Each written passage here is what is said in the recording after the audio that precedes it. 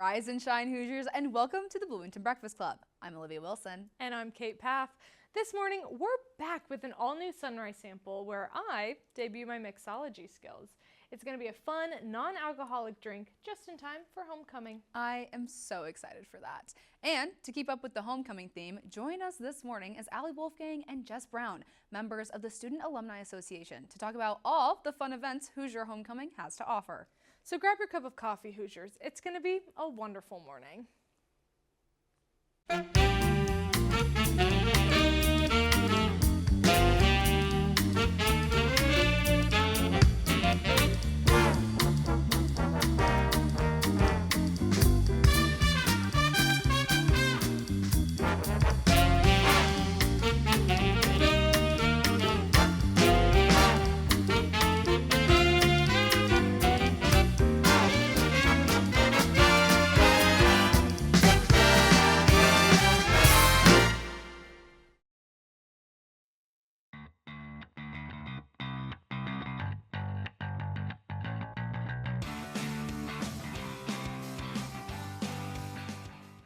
Welcome back, Hoosiers. So, Kate, rumor has it, amidst your busy summer traveling around everywhere, you were a bartender.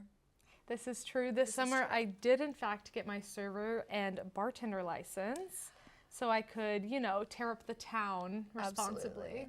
Absolutely. So you today are going to teach me how to tear up the town, but without. But virgin. But virgin. Yes. So today I've decided to teach you how to make a game day cocktail because, well, it's homecoming. It is homecoming. Yes. So today we're going to be making a cream and crimson mocktail. My favorite. Okay. I actually don't know. I've never had it before, but we're about to. You're going to love it. I'm so excited. I promise. So to get us started, yes. Basically our key ingredients are pomegranate juice. Yep. We have lime juice, and then we also have simple syrup. Perfect. I'll go through these more as we get into it. Wonderful. But to start us out, I want you to fill your glass here with ice. Just, yeah. Okay. That's how it's going to go Is today. that how you? Uh-huh. You can use your hands. It's just us drinking it. You're right. I'm just going to. Yeah, go get them, Tiger. How's that? Hey, a little more. More? Yeah.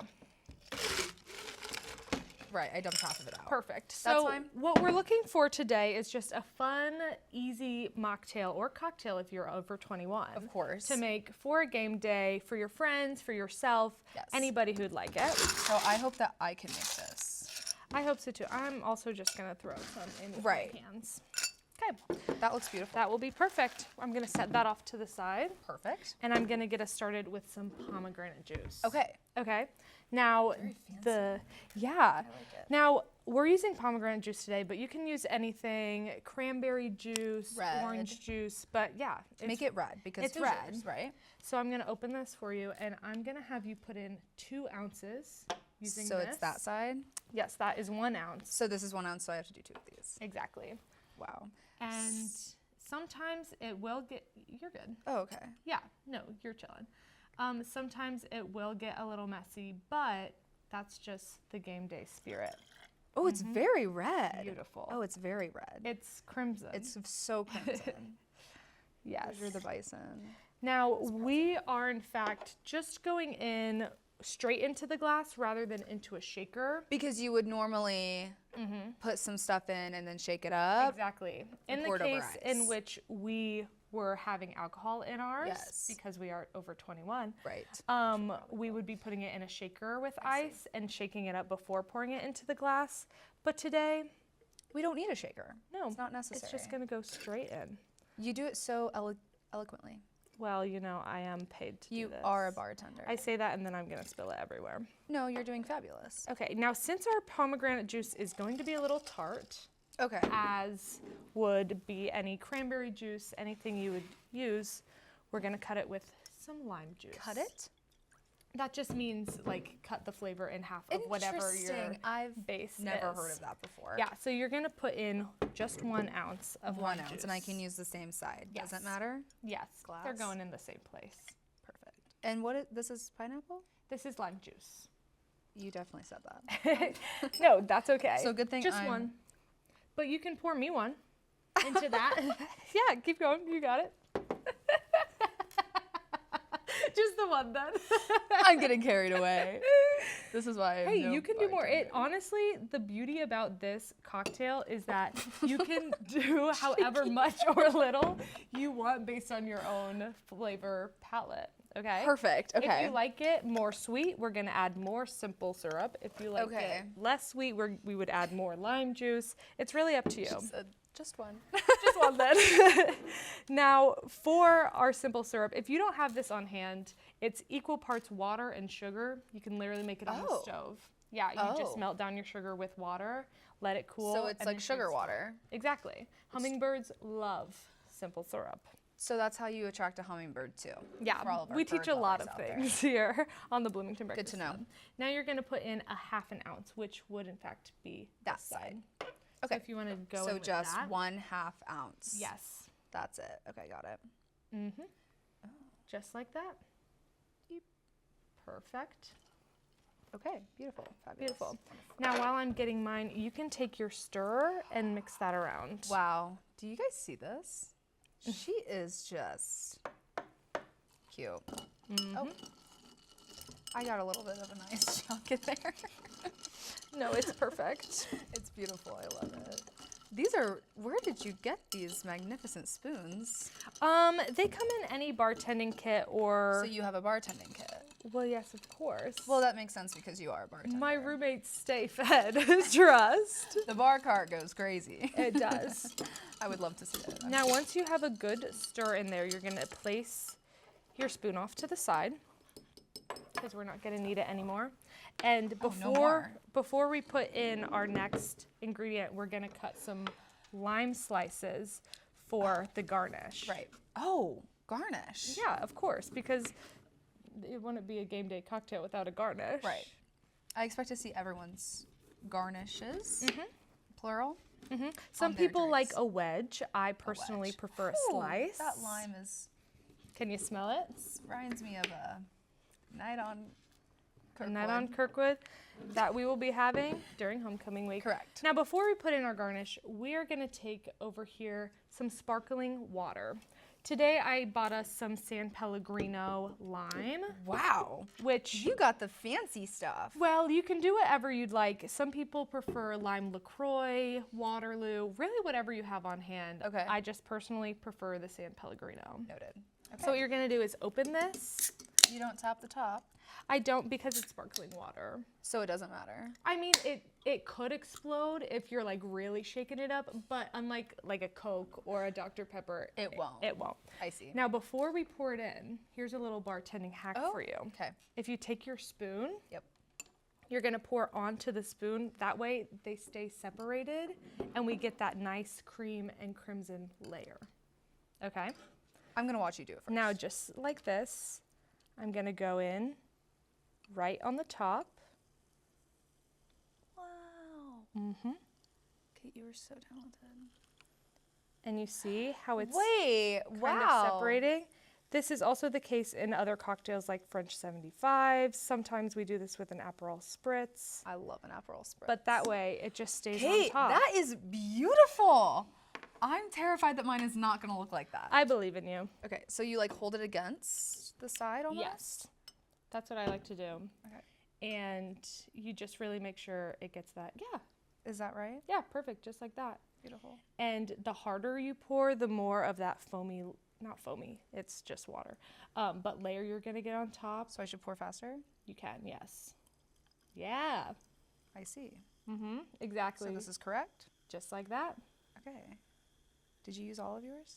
I just filled it up to the top. It depends like on how yonder? much ice you have. That looks perfect to me. Perfect. Now we have these beautiful layers oh of my cream gosh. and crimson. Isn't that so fun? Wait, you made it so easy. Oh my. Yeah. Oh, wow. Now we're going to go right in with a garnish on top.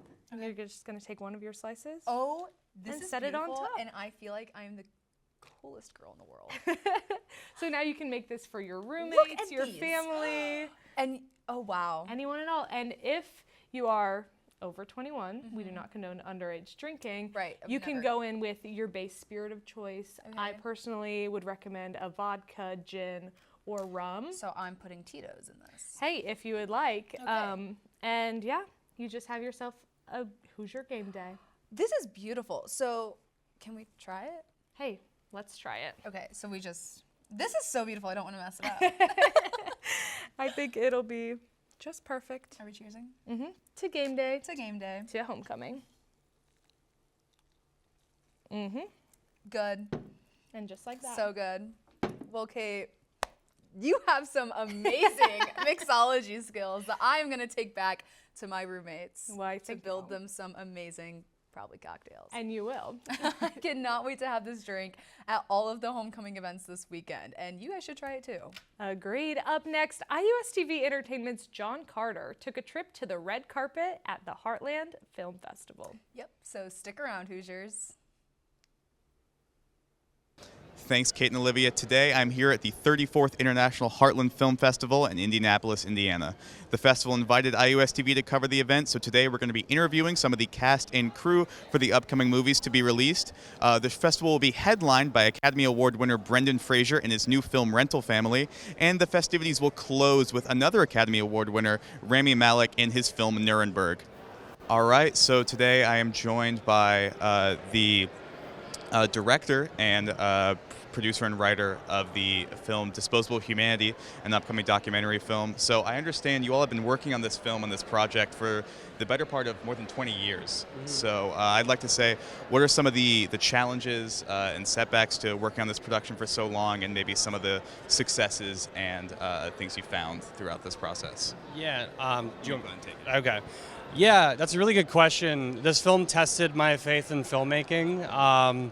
It really made me learn that, that statement, you have to love the film that you make, because, 25 years, it's basically like over half of my life, Yeah, I just wanted to follow up on what Cameron said. I was like, I think we usually think of disabled people as the most expendable part of any population. And the reason why that can't be true is because disabled people are the people who we need to go through in order to evaluate, to critique, to understand the limitations of the culture, because it always shows up in disabled people's lives. All right, today I'm joined by Zeb and Jack promoting their new film, The Tenderness Tour. So, Jeff, first question for you. I know you've been approached many times to be an executive producer on a film, and you've always said no. So what John? Yes, thank you. So what was it about this particular film that made you give the green light? Richard's story and Richard himself. I don't know how many times I've been asked, and it's just raising money is something I've done all my life. And when I retired, it's like, okay, not going to have to do that anymore. So it took a minute, but not much more than a minute, being with Richard over a lunch and going, yeah, his story is too incredible. It needs to be done. It started to be a short until he decided to take on medical debt and raise $1 million. Yeah. Incredible. And so the theme of the festival here today is connecting to what matters. So I'm curious, a question for both of you all. What is it necessarily about this film that connects you to it on a personal level, but also the message that you want to connect with the audience and all the people who get to see this film? Yeah, I mean, I think it's not just me. I think every single person who watches this film knows someone who either is or has been affected by medical debt. They will at some point in their life face illness or hospitalization. I mean, this is the most universal story. It's not I've been saying it's not a political issue, it's not a religious issue, it's not a left versus right. Like, this is a deeply American, a deeply Hoosier issue. And so I think everyone who watches this will resonate with it personally, but also I think when it comes to what matters, I think we talk a lot, when you go to different events or people organize for different causes that we say are the most important things in the world to us, whether it's fighting cancer or homelessness, and yet so many of the people working in those spaces have to fight desperately to get resources and attention. And I think people are tired of being asked to do the least amount possible for the things that we say matter the most. And so I think people are really yearning to measure the fullness of their potential against the things that matter. And that's what Richard does. Richard is, the unlikeliest person to be tackling this issue. And I hope everyone who watches it goes, man, I can do something. Well, that's in the movie a few times too. Yeah.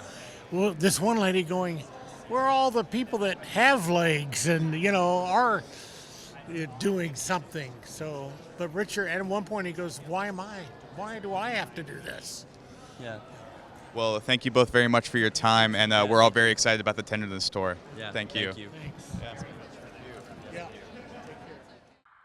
Well, that's all from the Heartland Film Festival. Check out heartlandfilm.org for more information about the rest of the movies shown here today. And check out the IUSTV YouTube channel and Bloomington Breakfast Club playlist for the rest of the interviews. Back to you, Kate and Olivia.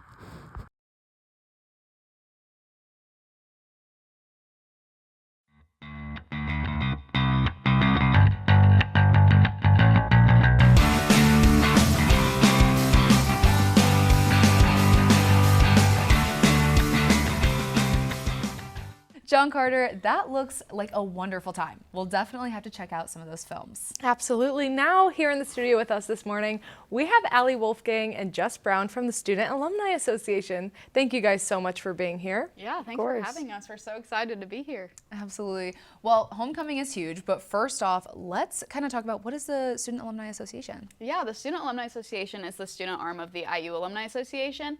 So IU Alumni Association kind of works to keep people connected to the university after they graduate, but we really believe that experience starts while you're on campus. If you don't love your time here, then why would you stay connected once you leave? So we kind of work on just kind of promoting events for current students and connecting them with the Alumni Association while they're still here. Yeah, absolutely. Yeah. And what kind of events do you have planned for homecoming? We have so many events because our steering committee this year, all of the organizations on them are required to host an event. So there's about 12 or 13 events going on top of our events that we're already hosting as the Student Alumni Association. So they're going to be super big and awesome. There's a lot of festivals. There's a drag show. We've got a couple blood drives, a tie-dye event, bingo. Like if you name it, we probably have it going on. Yeah, all week. Today we have our blood drive going on. That's our first event of the week. It's happening in the IMU. And then tomorrow we have another blood drive, and then another SA event on Wednesday, a tie-dye event, and then yeah, all those steering committee events all week. Absolutely. What would you say is like one of the highlights of homecoming? It's a huge event, such an important event for IU, but like what is one of the highlights, do you think? I think for me, one of my biggest highlights is always like seeing the parade come together. That's kind of like the culmination of homecoming. Obviously there's so much stuff going on like leading up to the parade, but like seeing the parade all come together and like seeing all of these like hundreds of people, like thousands of people brought together just to like celebrate the same thing is like really special to me. And the parade's also so cool because not only is it just student groups and different organizations, but community groups also come. So you get to see like everyone in Bloomington come together and like form a community to share our Hoosier spirit. Absolutely. Yeah, so the parade is happening on Saturday, correct? On Friday. It's happening on Friday the 17th at 5:15 p.m. is when it kicks off. It'll be on Woodlawn Avenue. We'll be starting at 17th Street and going all the way down to 7th Street. So we got a longer route this year, which is super exciting. Wonderful. And then as soon as we wrap up that parade, we're going to be heading over into Dunn Meadow where we're having a pep rally. We're going to have Hoosier the Bison there. We're going to have the Marching 100 cheerleaders. We're going to introduce some of our homecoming court, which is another super fun tradition we have every year. And then Union Board is actually hosting a carnival immediately after that. We're having Opal the band play in Dunn Meadow that night. Friday, I think really, if you're going to come to anything for homecoming, show up to that parade. Show up after the parade in Dunn Meadow, and you will have a good time. Exactly. Yeah. And, you know, why should students come to homecoming? It seems like a simple question, but why should they come? There's just a lot of different things going on, and it helps you find your people, your community. It makes you really feel connected to what IU is, which is bridging all of the people that are on campus now and the people that came before us. So it's just so awesome. Yeah, for sure. Yeah.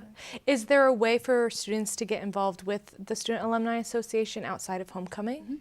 So the Student Alumni Association doesn't have open membership, but we can be seen around graduation seasons, both in the winter and in the spring. We have our grad fair every year where we give out pint glasses to celebrate the graduating seniors, as well as some IU journals. So just kind of helping people ease into that alumni tradition as we are the Student Alumni Association. Yeah.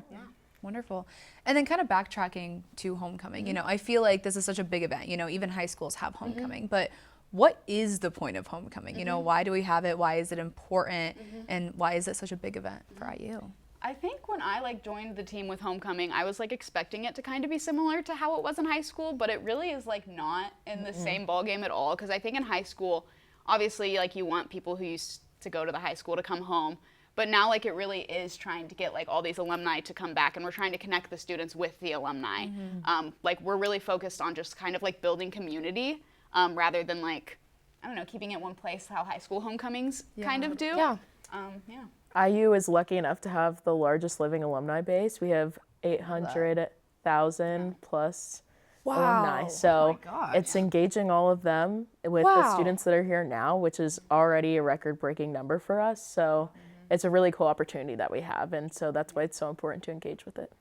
Also makes sense why traffic is always a mess. Traffic during homecoming will be a little messy for the rest of the week, maybe. It's going to be a horrible disaster. Yes, and if you are around Kirkwood this week and you stop by any of the businesses on Kirkwood and the square, we have an event called Paint the Town Crimson. So yesterday, and then some groups are painting today, have these like beautiful homecoming designs up on so many businesses in downtown Bloomington. It's one of my favorite events because we're also connecting those student groups with businesses that they might not like even know about. Yeah. Like I'm working with like businesses I didn't even know were in downtown Bloomington, like assigning them to the student groups. I know that a group you're in paints a window every year. Yeah, it's super fun. We get to do some really cool windows. We have the privilege of doing 3 this year, which is super cool. And that will be great for engaging members. Like everyone's so excited to be creative and just like literally spread the Hoosier cheer all over downtown. That's so exciting. And we partner with Downtown Bloomington for that event, which is also super exciting because they were able to sponsor a gift bag for us this year. Cool. So this year we're really trying to like give more incentive for students to participate in homecoming. So we've kind of like upped our ante on stuff like that, and we're really excited to kind of offer like rewards for students getting involved in homecoming. That's wonderful. Yeah. That is awesome. So the attendance that you see from students, is it mostly freshmen, or does it increase as like people get more into their college experience? I mean, it kind of depends on the event. I think that like really the events are just free on campus for anyone. I think that a lot of the attendance for them is kind of just pulling people off the street and being like, come try this shirt. Come eat all this free food that the student government like has for for you. you. Like campus, exactly. Out and about. Yeah, like really we're not like even trying to target anyone in particular with homecoming and homecoming events. We're just trying to target the entire student body, which I think is really special because we do end up seeing like people of every grade level, including like grad students coming out and enjoying this kind of stuff. I didn't think about that. Yeah. That's so fun. Yeah. And I think the steering committee is doing a great job this year at like putting events in all areas of campus. So like there's an event at the Wright Courtyard, and then there's some in Dunn Meadow, and then there's some in like 17th and Fee across from Briscoe. So like everyone can have an event basically in their backyard and have easy access to all of the homecoming festivities. And any one who's like not already involved in homecoming. I know homecoming week's like already happening, so it seems kind of hard to get involved. But we also have a points competition every year, and you get points just for going to those events. That points competition group can be like a student organization you're in, or it can just be like a pair of your friends. If you create a team name and then you like sign in that you were with that team, then you can get points. And then the winner of that also gets an $150 Pizza X gift card to kind of put on a little pizza party for their winning team. Might as well. Yeah. That is so fun. Super fun. I love it. So besides homecoming, this is like a huge event, obviously. What are some other events that you guys host? Yeah, so like I said, we do the grad fair at the end of the year. That's a big one for us. And then we also do Senior Salute. Senior Salute is kind of us saying thank you to the seniors for like the 4 years that they've put into this campus. I think every person who's graduating from this campus, no matter what they were doing, did touch this campus and impact it somehow. So we really like taking that event to kind of just say thank you, to give them something to remember IU by, something tangible, and then also to help them like set up their alumni like IU accounts and stuff like that. But yeah, a lot of senior targeted events outside of homecoming. Yeah, absolutely. Amazing. Yeah. Wonderful. That is so fun. Yeah. It's a lot of fun. Well, thank you guys so much for being here with us today. Of course. We are so excited for homecoming. Oh, we so can't are we. wait. Yes. No I bet place you like guys are. homecoming. There is no place like homecoming. Absolutely. Yes. Oh, Yes. I love We're it. super excited. Well, thank you guys so much for joining us. Thank today. you. Of course, thank you. Absolutely. Well, homecoming is one of the really exciting events happening on campus this week, and one of the most popular weekends at IU. So make sure everybody here participates in all the events you can. In the meantime, stick around, Hoosiers, because after the break, do you want to tell them? We are going to have an all new edition of Unnecessary Updates, and we will be right back. So stick around.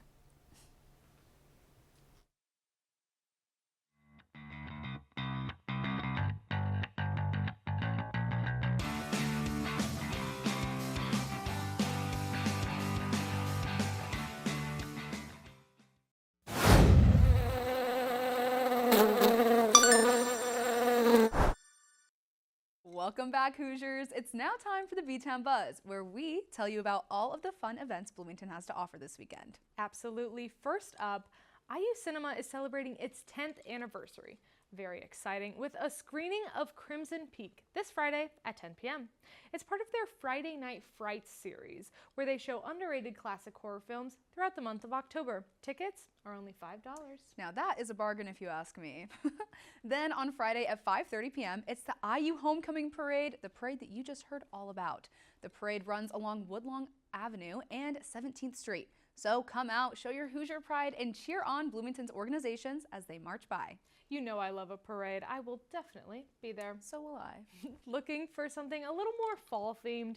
Check out the Harrodsburg Fall Festival on Saturday from 9 a.m. to 4 p.m. at the Harrodsburg Community Center. There'll be tons of local vendors, delicious food, and even a pumpkin sale. But the best part is, admission is free. I love a good pumpkin sale. Might have to just go check that out. I think you will. IU football is back in Bloom. The Hoosiers take on Michigan State for the homecoming game. Kickoff is at 3:30 p.m. Come cheer them on to victory. And before you head to the game, make sure to make yourself a cream and crimson mocktail. Absolutely. On Sunday, get ready to groove at the Bloomington Boogies Festival. There'll be free and ticketed events all day long, with a 5:30 p.m. performance at the Farr Center for Contemporary Arts. And lastly, if you missed the witch fair that we went to a few weeks ago, well, you're in luck. There is another witch fair happening on Sunday at the Monroe County Fairgrounds from 12 p.m. to 6 p.m. Let's get spooky.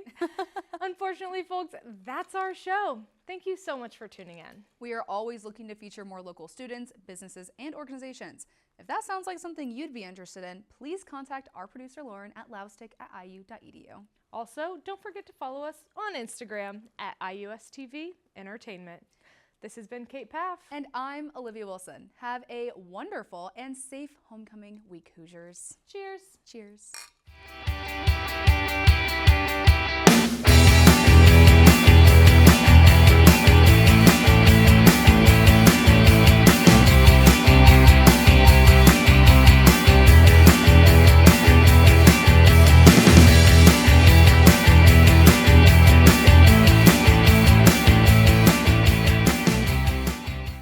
Thanks for watching the Bloomington Breakfast Club.